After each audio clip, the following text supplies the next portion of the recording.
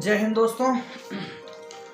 Bharat China को पीछे छोड़ देगा कल तक पेशेंट की रेस में, कोरोना वायरस पेशेंट की रेस में।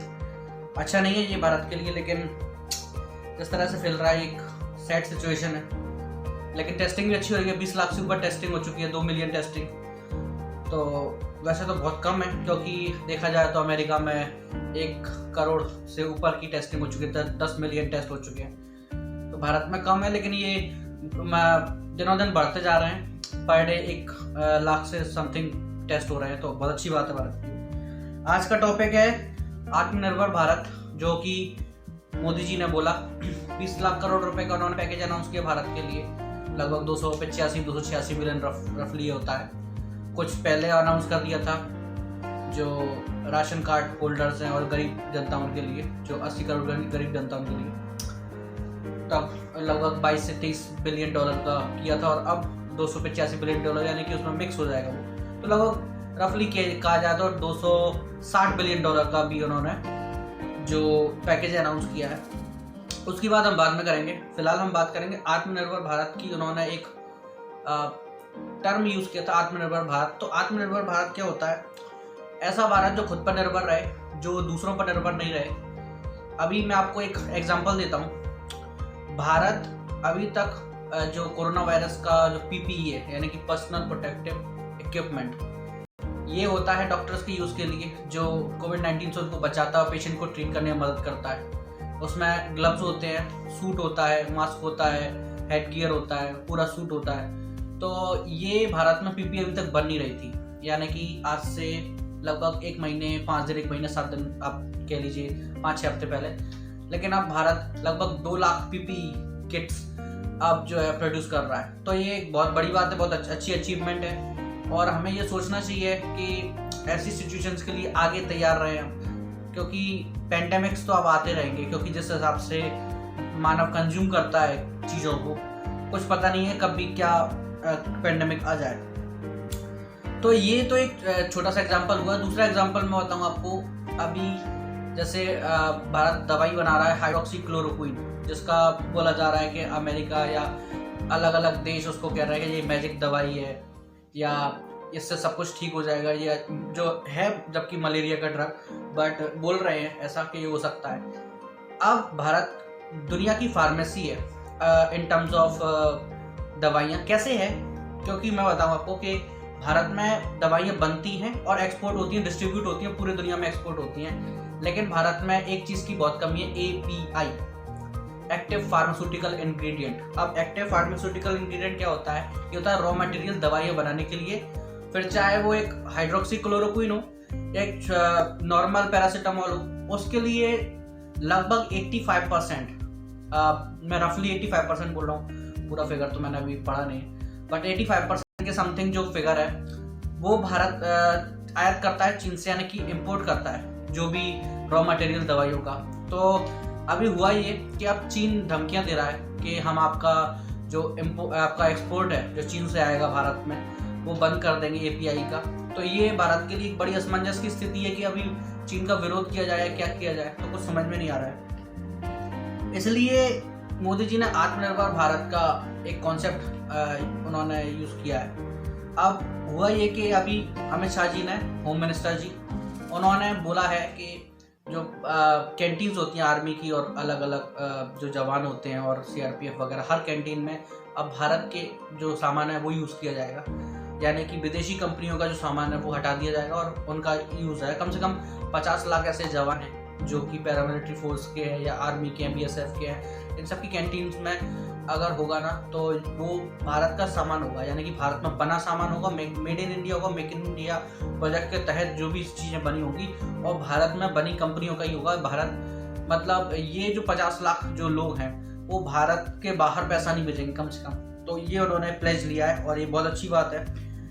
अब आत्मनिर्भर भारत क्या है? किसी की ज़रूरत ना पड़े हमको, क्योंकि ऐसे में समय में पूरी दुनिया को चाइना की ज़रूरत पड़ी है, क्योंकि PPE के चक्कर में, यानी कि पर्सनल प्रोटेक्टिव इक्विपमेंट के चक्कर में सभी मंगा रहे हैं, टेस्टिंग किट्स मंगा रहे हैं, लेकिन फॉल्टी निकल रही हैं। तो भारत ने बहुत अच्छा किया, ICMR ने टेस्टिंग किट बना ली। भारत एंटीबॉडी और वैक्सीन बनाने की भी ट्राई कर रहा है, लेकिन हमें और उससे आगे बढ़कर काम करना होगा, सिर्फ मेडिकल के क्षेत्र में नहीं, अलग अलग क्षेत्रों में काम करना होगा। तो आत्मनिर्भर भारत में मैंने कुछ पॉइंट्स निकालने हैं कि क्या हो सकता है। तो भारत में सबसे पहले तो एपीआई बनाना, क्योंकि जो दवाइयाँ हैं हम किसी पर निर्भर ना रहें, दवाइयों के लिए खासकर, क्योंकि दवाइयाँ और फूड एक ऐसी चीज़ है जो किसी भी मुल्क के लिए ऐसे पैंडेमिक, खासकर ऐसे समय में जब अगर मान लीजिए दवाइयाँ नहीं हो तो बहुत बड़ी त्रासदी हो सकती है, बहुत बड़ी तबाही हो सकती है, बहुत लोगों की जान जा सकती है। इकोनॉमिक सिचुएशन तो छोड़ ही दीजिए, लोगों की जान जाएगी तो आप सोच सकते हैं कि कितना लॉकडाउन करना पड़ेगा, कितना समय खराब करना पड़ेगा, तो पूरा इकोनॉमिक सिचुएशन तो वैसे ही खराब हो जाएगी। तो अब वोकल फॉर लोकल, यानी कि हमें लोकल प्रोडक्ट्स के लिए वोकल होना पड़ेगा। और ये बात बिल्कुल सही है कि हम हमें सोचते हैं कि क्या हो सकता है क्या नहीं हो सकता, क्योंकि आप सोच सकते हैं कि लोकल जो प्रोडक्ट होते हैं उनकी क्वालिटी इतनी अच्छी नहीं होती है, लेकिन बहुत सारे ऐसे प्रोडक्ट हैं जिनके आप शायद नाम भी नहीं जानते होंगे और वो भारत के प्रोडक्ट हैं, और उनका जिक्र मैं अगली वीडियो में करूंगा। और मैं एक अलग से सेपरेट वीडियो लाऊंगा कि कौन कौन से प्रोडक्ट अच्छे प्रोडक्ट हैं अलग अलग क्षेत्रों में, जैसे चाहे फार्मा में हो गया हो, फिर चाहे नॉर्मल एफएमसीजी में हो, या कार्स मैन्युफैक्चर हो, या बाइक्स हो, या अलग अलग। तो आप कौन कौन से प्रोडक्ट को आप यूज़ कर सकते हैं जो भारत के, और उनकी क्वालिटी भी इतनी अच्छी है। क्वालिटी आप अपने हिसाब से जा सकते हैं, बाकी मैं कोशिश करूंगा कि उनमें से अच्छे क्वालिटी प्रोडक्ट्स को आपको सामने लेकर आऊँ। लोकल प्रोडक्ट्स को परचेज करिए। अब भारत में हमारा हमेशा फॉरेन से ऑब्सेशन रहा है, वेस्ट से खासकर ऑब्सेशन रहा है कि बेस्ट की जो चीज़ें आएंगी, वेस्ट की चीज़ें वो वेस्ट इज बेस्ट। ये नहीं होता है और ये होना भी नहीं चाहिए, क्योंकि हम बाहर पैसा फेंक रहे हैं, और ये नहीं होना चाहिए, क्योंकि उससे भारत कभी कभी सोचता है, भारत के लोग कहते हैं कि भारत में विकास क्यों नहीं हो रहा है, विकास क्यों नहीं हो रहा, क्योंकि सरकार नहीं कर रही है, या करप्शन है, ये सब है।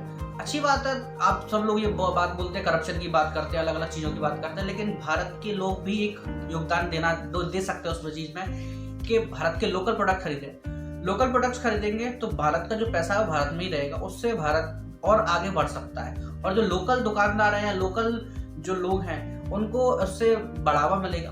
अब आप देखिए, आपको मैं एक उदाहरण दूँ, एप्पल हो, माइक्रोसॉफ्ट हो, या गूगल हो, बड़ी बड़ी कंपनियां हैं, ये सॉफ्टवेयर जायंट्स हैं, कुछ मोबाइल मैन्युफैक्चरर्स हैं, वो अमेरिका में, अब अमेरिका में 1980s तक तो ये थे नहीं, 1980s तक थे नहीं। गूगल लगभग 25 साल लगभग पुराना है।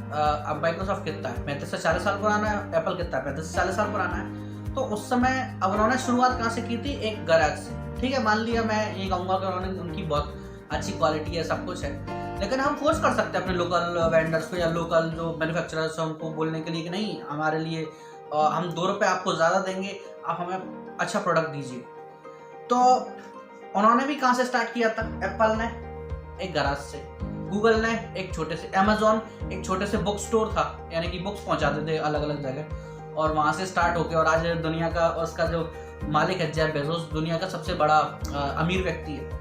तो आप वोकल फॉर लोकल अगर हम होंगे, हम अलग अलग वोकल होंगे उसके बारे में, हम बोलेंगे कि नहीं यार लोकल का यूज़ करना चाहिए, लोकल का यूज़ करना चाहिए, तो एक बहुत अच्छी बात होगी। पीपी का प्रोडक्शन भी भारत में नहीं था। अब आप देख रहे हैं कि 40 दिनों के अंदर अंदर कितना पूरी दुनिया में हाईएस्ट हो गया है। वेंटिलेटर्स बनाए गए हैं, वेंटिलेटर्स की बड़ी डिमांड थी भारत में कि वेंटिलेटर्स, क्योंकि ये बोला जा रहा था एक समय पे, मैंने भी ये बोला था कि भारत में शायद हो सकता है अगर भारत के लोग ये नहीं समझे कि ये लॉकडाउन अच्छा है या बुरा, या बीमारी को अच्छे उससे गंभीर तरीके से ना लेंगे, तो हो सकता है कि ये जो पेशेंट्स और बढ़ जाए। बट लकीली बहुत कम बढ़े हैं अभी फ़िलहाल की स्थिति में, चाइना से कल तक क्रॉस हो जाएगा। लेकिन देखा जाए, अगर अलग अलग बड़ी कंपनियाँ, जो बड़े जो देश है, उनकी अगर कंपैरिजन किया जाए तो भारत बहुत कम है पेशेंट है, तो ये बहुत अच्छी बात है। तो अब वेंटिलेटर्स बनाए गए और इतने वेंटिलेटर्स तैयार हो गए हैं भारत के पास अभी कि कम से कम भारत के जो पेशेंट्स हैं उनको आधों को तो अकोमोडेट कर सकते हैं, तो ये बहुत बड़ी बात है, बहुत अच्छी बात है। अब IIT रुड़की वालों ने भी वेंटिलेटर बनाया, यानी कि वेंटिलेटर्स तो आप ये देखिए, महिंद्रा कंपनी हो, चाहे IIT रुड़की वाले हो, चाहे हिमाचल में कुछ वेंटिलेटर्स बने थे, तो अलग अलग जगह वेंटिलेटर बन रहा है और बहुत अच्छी बात है। वेंटिलेटर्स एक सोफिस्टिकेटेड चीज़ हुआ करती थी, वेंटिलेटर्स पर उन्हीं को रखा जाता था जो बहुत ज़्यादा रेस्पिरेटरी प्रॉब्लम है उनको, और जो लाइफ थ्रेटनिंग डिजीज है वही हो। लेकिन कोविड-19 आप जैसे देख रहे हैं, जिस हिसाब से शरीर में फैलता है वो, और एक समय पर आ जाता है जब लाइफ थ्रेटनिंग डिजीज बन जाता है, तो वेंटिलेटर उसके लिए ज़रूरी है और वास्तव में उसका यूज़ किया जाना चाहिए और यूज़ हो भी रहा है और भारत में मैन्युफैक्चर भी अच्छे से हो रहा है और कम कीमत पर हो रहा है। सबसे बड़ी बात, कुछ बता रहे हैं कि ऐसे जो वेंटिलेटर्स भी यूज़ हो रहे हैं जो 50 से 60 हज़ार रुपये में बन रहे हैं, तो ये बहुत बड़ी बात है और बहुत अच्छी बात है। और ये सिलसिला अब होना ये चाहिए। क्या होता है कभी कभी हम बाद में जागते हैं, जब तक कहते हैं ना अब पछताए होत क्या चिड़िया चुग गई खेत, तो अब चिड़िया तो खेत चुग चुकी है, चुग रही है, तो हमें उस चिड़िया को भगाना है, यानी कोविड-19 को भगाना है। तो हमें क्या करना होगा, अब हमें पीछे नहीं हटना है, हमें आगे बढ़ते चलना है। यहाँ से अपन रोक दिया, मान लीजिए पैंडेमिक खत्म हो गया, अपने रोक दिया कि नहीं यार कोई बात नहीं, पैंडेमिक खत्म हो गया, यहाँ पे सब प्रोडक्शन बंद कर दिया, नहीं, ये प्रोडक्शन चालू रखना है और दुनिया को एक्सपोर्ट करना है, एक्सपोर्ट बढ़ाने पड़ेंगे उसके लिए अगर आत्मनिर्भर भारत बनना है तो। अब 5 स्तंभ है इसके। फर्स्ट है इकोनॉमी मैंने बोला इम्पोर्ट एक्सपोर्ट का जो अपना रेशो है उसको घटाना है भारत को, जैसे कि एक्सपोर्ट बढ़ाने और इम्पोर्ट कम करने हैं। दूसरा इंफ्रास्ट्रक्चर, यानी कि जो भी हम बिल्डिंग्स बनाते हैं, चीज़ें बनाते हैं, या अलग अलग रोड्स हैं, हमारी रोड आती है या बिल्डिंग्स आती हैं, इंफ्रास्ट्रक्चर, हमें रेल लाइंस।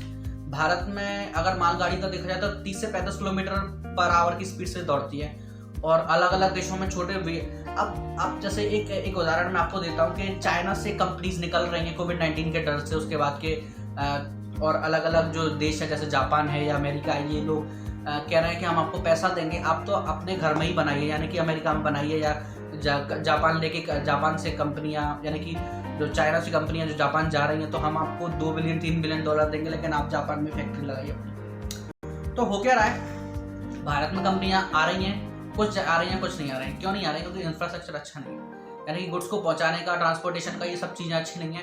तो उनको ये लगता है कि नहीं यार, हमारे यहाँ तो एक तो लेबर तो कॉस्ट कम है, लेकिन इंफ्रास्ट्रक्चर इतना अच्छा नहीं है कि एक जगह से दूसरी जगह सामान जा सके उतने कम समय में, उतने कम कीमत में। और तो टाइम डिफरेंस होता है, बहुत ज़्यादा ज़रूरी है वो टाइम डिफरेंस के चक्कर में बहुत सारी कंपनियां कहती है कि भारत में पॉलिटिकल प्रॉब्लम भी है कि अलग अलग सरकारें आती हैं, सेंट्रल का कितना रोल रहता नहीं है, तो कभी हमारे प्रोजेक्ट बंद हो सकते हैं। तो इंफ्रास्ट्रक्चर पर बहुत ध्यान देना होगा, सिस्टम में बदलाव, ब्यूरोक्रेसी में बदलाव होना चाहिए, पॉलिटिकल विल दिखानी चाहिए, होना ही चाहिए। सारी पार्टियां, बीजेपी हो, कांग्रेस हो, एसपी, बीएसपी, कोई भी हो, सबको एक साथ आना पड़ेगा भारत में अगर चेंजेस लाने हैं तो।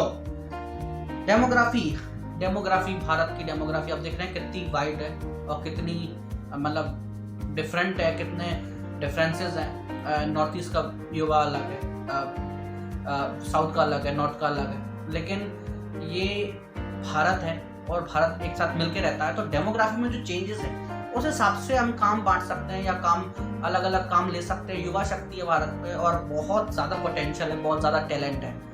अब होता ये है कि टैलेंट तो है लेकिन मौके नहीं है। मौके यहाँ पर ज़रूरत बहुत है, लोगों को जॉब्स की ज़रूरत है, लेकिन मौके नहीं है, मौके मिल ही नहीं पा रहे हैं भारत में। इतना इकोनॉमिकली भारत डेवलप हो ही नहीं पा रहा है। क्यों नहीं हो पा रहा है? क्योंकि हम भारत से फॉरेन से सामान लेते हैं। तो डेमोग्राफी है, युवा शक्ति है, उसका यूज़ होना चाहिए, लेकिन जब हम लोकल का सामान खरीदेंगे तभी जाके होगा। तो हमें वोकल फॉर लोकल, ये सबसे ज़्यादा बड़ी टैगलाइन है। डिमांड बढ़ाना है, डिमांड भारत में है, लेकिन डिमांड और बढ़ाना है। डिमांड कौन सी बढ़ाना है? डिमांड लोकल प्रोडक्ट्स की डिमांड बढ़ाना है। अभी तक हमारे यहाँ विदेशी आइटमों की डिमांड है। और कंक्लूजन मैं ये करूँगा इसका कि 20 लाख करोड़ रुपए है, होम ग्रोन इंडस्ट्री में जॉब्स आएंगी और लोन मिलेंगे अलग अलग व्यापारियों को, तो उससे अच्छा होगा कि कम से कम लोगों को जॉब मिल जाएगी। लेकिन हमें लोकल जो कंज्यूमर है, सबसे बड़ी बात, उनको सपोर्ट करना है इस कॉज। अगर हम लोकल जो कंज्यूमर है वो सपोर्ट नहीं करेंगे ना, तो ये चीज़ नहीं बढ़ पाएगी। तो मेरा आपसे सबसे यही निवेदन है कि जो भी आप सामान खरीदें, प्लीज़ मेड इन इंडिया सामान खरीदें। आप चाइना के या अमेरिका के कोई भी सामान है, प्रोडक्ट्स हैं, उनको बंद करें खरीदना और बेचना भी। मैं भी FMCG में काम करता हूँ, यानी कि किराने का काम, तो मैं भी कोशिश करूँगा, बैनर तो मैं पक्के पर लगाऊंगा कि ये खरीदें, स्वदेशी खरीदें। विदेशी सामान तो हमारी जो मजबूरी है फिलहाल की स्थिति में, लाइफ बॉय वगैरह, ये सब। अब मैं आपको अलग अलग ब्रांड्स के नाम बताऊंगा कि मैं विदेशी ब्रांड्स के नाम बताऊंगा आपको और भारत के नाम। ये नहीं कहूँगा कि आपको क्या यूज़ करना है, क्या यूज़ नहीं करना। उससे हो सकता है कि अलग अलग कंपनियां मुझ पर केस कर दें, क्योंकि जब आप डिफेम करते हो किसी को तो आप केस कर सकता है कोई इस पे। लेकिन मैं यही कहूँगा आपसे, और अगली वीडियो में लेके आऊँगा, उसमें बताऊँगा कि कौन से प्रोडक्ट्स हैं, कौन से प्रोडक्ट्स नहीं हैं जो आप यूज़ कर सकते हो। भारतीय प्रोडक्ट्स हैं, अच्छे अच्छे प्रोडक्ट्स हैं, और ऐसे ऐसे नाम आपको मैं बताऊँगा, आप शायद चकरा जाओगे। एक आपको उदाहरण दे देता हूँ, पीटर इंग्लैंड जो एक ब्रांड है कपड़ों का, और वो पीटर इंग्लैंड करके वो भारत का ब्रांड है। तो ऐसे ऐसे नाम है, ऐसे ऐसे पार्क एवेन्यू अगर आपने नाम सुना हो, तो ऐसे ऐसे नाम है जो भारत में लोगों को पता नहीं होंगे, लेकिन फ्रेंच नाम है, कुछ इंग्लिश नाम है, अलग अलग तरह के नाम है। तो मैं यही कहूँगा आपसे कि भारत का लोकल जो सामान है वो यूज़ कीजिए। जय हिंद। वोकल फॉर लोकल अभियान का पार्ट बनिए, और ये वीडियो लाइक कीजिए, शेयर कीजिए, सब्सक्राइब कीजिए मेरे चैनल पर, और आपको मैं अलग अलग वीडियोस बनाता रहता हूँ अलग अलग टॉपिक्स पर, और आपको अगला टॉपिक मिलेगा कि कौन कौन से प्रोडक्ट्स हो सकते हैं जो आप यूज़ करेंगे अच्छी क्वालिटी के, जो भारतीय होंगे, भारतीय मेड होंगे। तो प्लीज़ सब्सक्राइब कीजिए, लाइक कीजिए और शेयर कीजिए, सबसे बड़ी बात इस वीडियो को, ताकि लोगों तक पहुंच सके ये बात कि हमें भारतीय प्रोडक्ट्स यूज़ करना है, आज नहीं, अभी नहीं, हमेशा के लिए यूज़ करना है। कोशिश करेंगे कि भारत में जो प्रोडक्ट्स बनते हैं ऐसी मांग करेंगे, उतना हम उनको पैसा देंगे और उतना हम उनको राशि देंगे, उनको इतना मार्जिन देंगे कि वो भी एक अच्छा प्रोडक्ट बना सकें, और भारत जो इम्पोर्ट करता है वो एक्सपोर्टर बन जाए दुनिया में। जय हिंद, जय भारत।